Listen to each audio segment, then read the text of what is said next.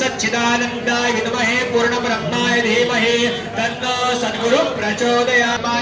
नमः मंत्र पुष्पांजलिं समर्पयामि। सन्तु यजमानस्य कामाः शतमान विदारुणे गुरुगः शतेन्द्रिय आयुर्वेन्द्रिय गिरिजमात्वन्दत्ते स्वस्ति मंत्रार्था सफला सन्तु। अरे फुलं फेकू नका ते दागिने हातात देवी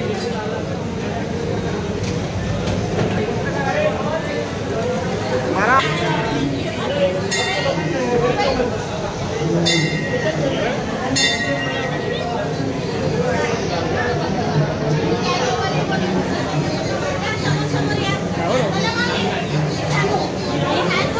फुलं फेकू नका।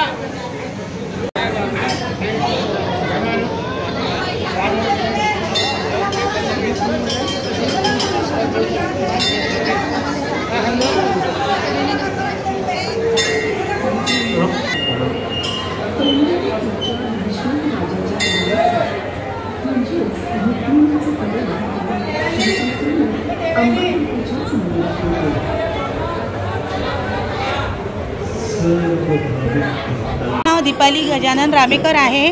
मी 12 वर्ष झाले दर्शनाला येत आहे। इथं सांग दर्शनाला येत आहे आणि अंबादेवीत आणि एवढं मन प्रसन्न होते खूपच। आणि 9 दिवसात एवढं वेगळं असते का खूपच। जे अंबादेवी साडी घालते ते आपण घालतो आणि पुन्हा जे मनकामना असते ती पुरी होते जे काही। आणि खूप काहीतरी पाहायला मिळतो। गरबा खेळायला मिळते, पाहायला मिळते आणि जे काही अंबाबाई जे काही आहे शेवा हे वगैरे सगळं इच्छा पुरी होते। पिवळ्या हिरवा कलर आणि गुलाबी कलर ऑरेंज कलर असे 9 दिवसात 9 साड्या असते। सगळ्या इच्छा पुऱ्या करणार। माझ्या मुलीचं लग्न आणि जे काही माझ्या मनात भावना होती ते माझी पुरी झालेली आहे। आणि अंबाबाईच्या याच्या दर्शनात मला खूप आनंद येते, खूपच आनंद येते। माझं नाव वैशाली विजयराव तिडके। मी आज पहिला दिवस आहे, खूप आनंद वाटते, खूप चांगलं वाटते। आज पहिल्यांदा दिवस आहे देवीचा, इतका आनंद चालला, खूपच आनंद चालला एवढा का खूप म्हणजे शांत वाटते देवी, पसंत वाटते का खूप चांगलं वाटते नाही का देवास ठिकाणी खूप गर्दी। आता हे पहिला दिवस आहे, आज एवढी गर्दी राहते। 9 दिवस इतकी गर्दी राहते, खूपच गर्दी राहते। पाऊस 9 दिवसात तर बापरे खूपच आनंद होते। 9 दिवसात खूप आनंद राहते, हे राहते मस्त आनंद पसंत होते। मी हे माझी इच्छा होती लागायची, पण तिच्या माऊलीच्या कृपेने लागली मी। तर खूप आनंद वाटते इथं, खूप माझं मन हलकं होऊन जाते, पसंत होते। मी म्हणते मला का सर्वाला सुखी तू, सबन जणाला आनंद असं माझं म्हणणं आहे, मागणी आहे। अंबादेवी ही पूर्ण विदर्भाची कुलस्वामिनी म्हणून परिचित आहे।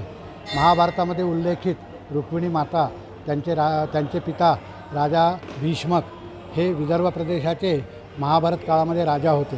आणि त्यांची राजधानी जी होती ती राजधानी अमरावतीपासून जवळजवळ 35 किलोमीटर अंतरावर असलेलं आजच्या काळामध्ये आपण ज्याला कौंडिण्यपूर म्हणून उल्लेख करतो, त्या कौंडिण्यपूरचं महाभारत काळामध्ये कुंडिनपूर असा उल्लेख होता. आणि तिथे या कुंडिनपूर त्याचा गुरुचरित्र आणि अन्य सगळ्या ग्रंथांमध्ये उल्लेख आहे. त्या प्रदेशाचे राजा भीष्मक हे राजा होते आणि राजा भीष्मकांची कन्या रुक्मिणी यांनी आपल्या कन्येचा विवाह जो नियोजित केलेला होता तो तिला मान्य नव्हता. त्यामुळे तिने जे नियोजित आपल्याला मनाने ज्याला वरलं होतं अशा भगवान श्रीकृष्णाला तिने सुधन्वा नावाच्या ब्राह्मणाच्या मार्फत निरोप देऊन आणि मग मला तुम्ही इथून येऊन घेऊन जा, माझ्या मनाच्या इच्छेच्या विरुद्ध इथे विवाह होत आहे. मग असं करून भगवान श्रीकृष्ण इथे येऊन आधी पोचलेले होते.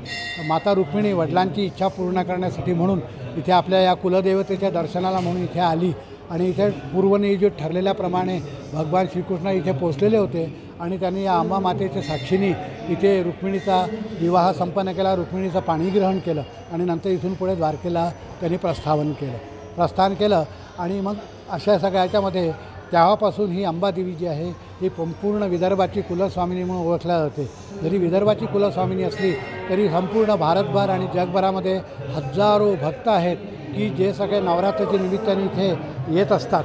आणि मग नवरात्राचा अश्विन नवरात्र उत्सव हा सर्वात मोठा उत्सव असतो. अश्विन वद्य प्रतिपदा म्हणजे जसं आज विधिवत देवीला महाअभिषेक संपन्न झालेला आहे.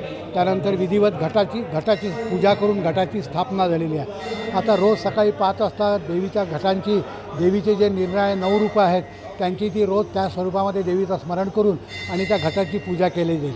रोज सकाळ दुपार संध्याकाळ सप्तशतीचे पाठ होतात आणि त्याची परिणिती जी आहे ती नवमीला म्हणजे येत्या शुक्रवारी 11 तारखेला नवचंडी यज्ञाने त्याची परिणिती संपूर्ण पूर्णाहुतीने संपन्न होईल. नवचंडी योग आणि जी शेकडो वर्षांची परंपरा आणखीन आहे त्याप्रमाणे विजयादशमीच्या दिवशी दुपारी 4 वाजता श्री अंबा माता चांदीच्या पालखीमध्ये बसून आपली भगिनी एकविरा माता हिलासुद्धा आपल्याबरोबर घेऊन आणि मग सीमोल्लंघनासाठी प्रस्थान करते. सुमारे साधारणतः 4 तासाच्या मिरवणुकीला अक्षरशः लाखो अमरावतीकर नागरिक दुतर्फा आलेले असतात आणि अत्यंत उत्साहामध्ये आणि प्रचंड गर्दीमध्ये ही सीमोल्लंघन मिरवणूक संपन्न होते आणि अशाने नवरात्रोत्सवाची सांगता होते.